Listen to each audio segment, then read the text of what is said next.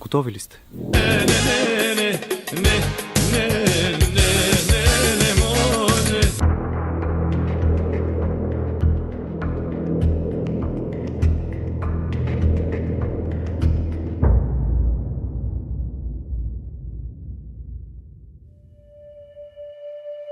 Здравейте, приятели! Аз съм Слави, а вие сте с новата серия Паранормално.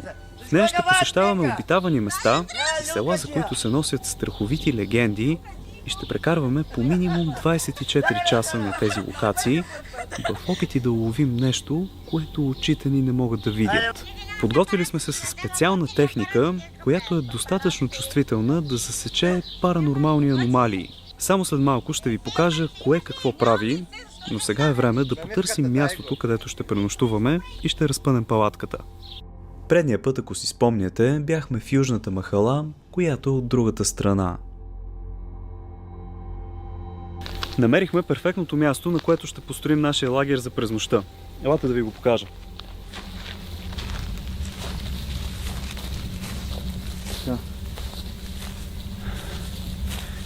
Ето тук ще сложим палатката. Имаме камъни, на които може да сложим огън. Както всякъде, за да закачим камъните за нощно виждане, както и микрофоните, които ще записват цялата вечер. Сега не обръщайте внимание на крипи постройката, която е паднала. Има ги навсякъде тук в Шишенци. Но мястото е идеално, защото имаме и излаз към пътя. И ако случайно чуем нещо, много бързо ще можем да станем и да се ориентираме, тръгвайки откъдето идват звуците. Така че започваме да строим лагера. Анарахми в лагерът ми, за да завчелгав и невредни от тях. Не до ценат сухба и лавощино апсиям си лез. Айро обманешно свъртах и тят ме работно шоме да се мирете и не втъклава. Така 10 минути по-късно лагерът ни е готов. Време е да разпънем и техниката. Този път, скъпи приятели, сме доста по-подготвени от предния и сме помъкнали цял куп техника, която е добре да ви покажа какво прави, защото много е вероятно да я видите напред във видеото. И започвам с ето това. Това е дисплей, нека го пуснем и него. Нощна камера, микрофоните, 100 метра тази лампа. Ултравиолетов фенер, термална камера, сателитната чиния, бойлери, печки. Така че този път сме цял багажник пълен с техника и ако има нещо, ще го уловим. Are you sure about that? След като ви уведох в техниката, която ще използваме, е време да се захващаме с работа и да се подготвим за наближаващата вечер. Пристигаме на гробището, което е на 50 метра преди табелата на Шишенци.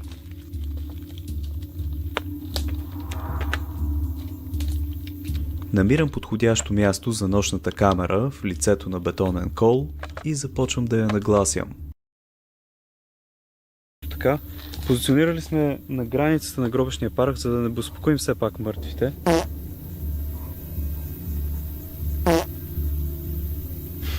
Чули го това? И ще дойдем да я проверим през нощта в една от експедициите, което ми напомня да ви разкажа малко повече какво ще правим тази нощ.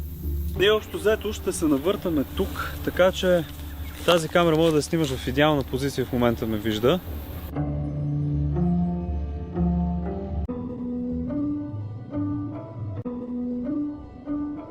Каквото хване тази камера е просто бонус. Разчитаме на другите две и най-вече на тези тук.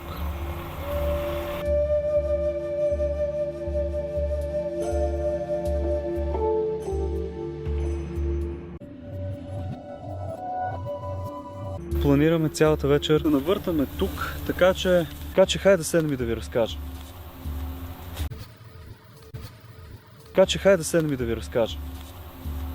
И чакаме. Се върнем на локацията, в която заснехме първият епизод.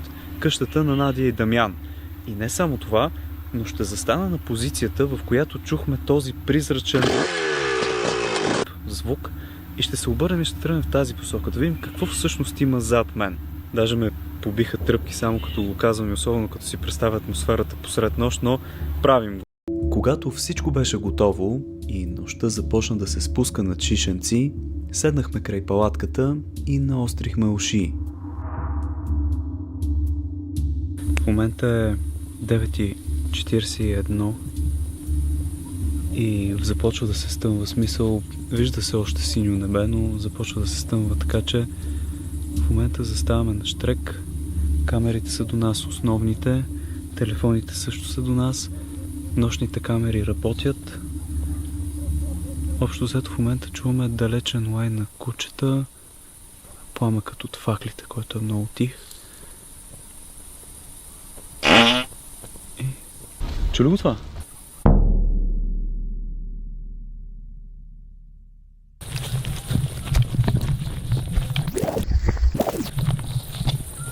В колата оставяме един такъв кашкавал, на обед като дода, от слънцето се затопли и става такъв хубав мекичък, нали, да си го хапна. Абе, откраднали ми кашкавала. Айде, преди Рашко ми ги ядеше там вътре в колата от търбата върху колата. Кой я краде, бе, колеги? Абе, колеги, кашкавала ми крадахте, бе, мамо стара. Точно наистина става вече тъмно. Сега камерата снима на светло, защото е чувствително, но в момента, в който ставаше тъмно, чухме 2-3 кучета да извадят и се почна. Предполагам, сте го чули. И... няма ги сега.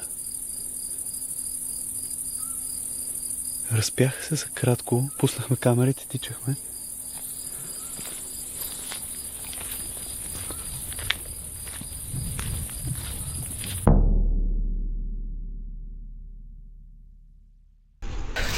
Рашко, тук.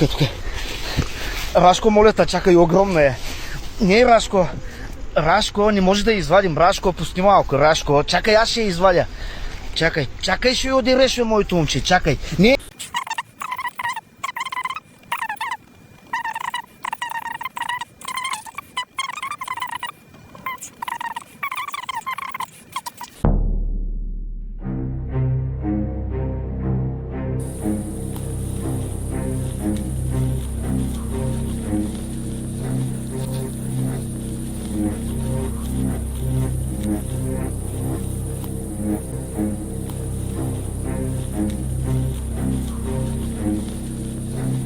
Скъпи приятели, дойде време за първата ни разходка из селото и ще отидем до гробището. Ти ни пеша, ще отидем, ще видим дали с камерата всичко е наред. Ще постоим там малко и след което е време за втората ни разходка, където ще посетим къщата от първия епизод. Хайде да ходим.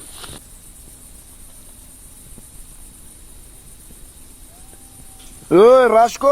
Отново. Абе, ти добре ли си, бе, брат? Тръгваш наляво, идваш от дясно, бе, човек. Аз взех да си мисля, че съм шизофреник, бе. Ти телепорт ли си, къв си? И то с черния цвят, аз не мога да видя. Ако не те бойди, съм в бяло, да знаеш. Често ти казвам, аз взех да си мисля, че съм шизофреник, бе. Гей, как се кефи. Кеф ти е на уя, баче. Ти ще ме вкараш в болницата, аз трябва да ходим се прегледам на лекар. Бах ти телепорта, бе, човек. Ти ще ме побъркаш, бе. Чакай. Не, чакай. Успокой се, може да вържа, ама. Чакай, че е огромно, не мога да извадиме. Чакай, бе! Не дей пипа гъбата. Не, Рашко, не дей пипа, моля те, бе, човек. Стига ще я нарани, ще изгубим 1000 лева, малко стига, бе. Ще вържа? О, майко. Я го лапни да идем. Как го лапаш, бе, Рашко? Аз си тър. Ай, майка ти. Дай, браво, моето момче, браво. Колко салами искаш сега? Давай, яш. Дай, браво. Рашко! Абе, ти къв си киджия се оказа, бе? Кавал, ония ден вкъщи си закачал и жената, чуваш ли? Утре я водим на тест. Ако децата се окажат, че са от тебе, да пращам Божието небесно царство, чуваш ли? Дойдохме. Там да църваш, не ме гледай, бат, ти киджията до... Това ще се пътя. Ето го пътя. Виждате ли пътя? Пътя е нагрят в момента. Около 24 градуса.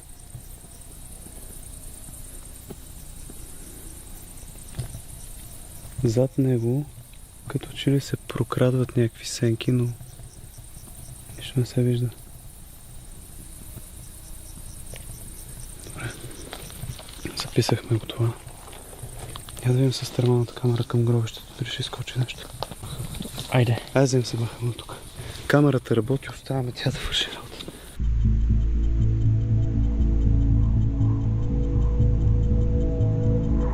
Хайде.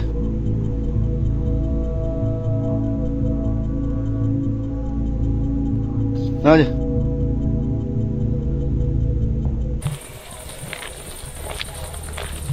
Още има поне един път да се наям като хората. Ти как ни се наяде, бе? Ти бати правото черводия, ти имаш, едеш, не се наяждаш. Поне аз да се наям, не. Хайде. Хайде, близна си, стига толкова. Сипах си айрана да ебам, бе, бати пака деца. Абе, Рашко, ти как излези? Палячо, как излези ти, бе? Бързо на място, гледай! Виж го, щастлив. Ага. Ко правиш, спортуваш, тренинг? Каре. Затворник ти мръсен. И пуснато радио. Пандисчия и... Ротка. Добро утро! Часът е вече около 6 и малко и първите лъчи достигат нашия къмпинг тук. Да ви кажа честно, през цялата вечер, като последно се видяхме, абсолютно нищо не се случи, затова даже не снимахме. Но да, спокойно беше, нямаше никой, абсолютна тишина. Мисля, че последното най-силно, където чухме и най-странно, беше на гробището.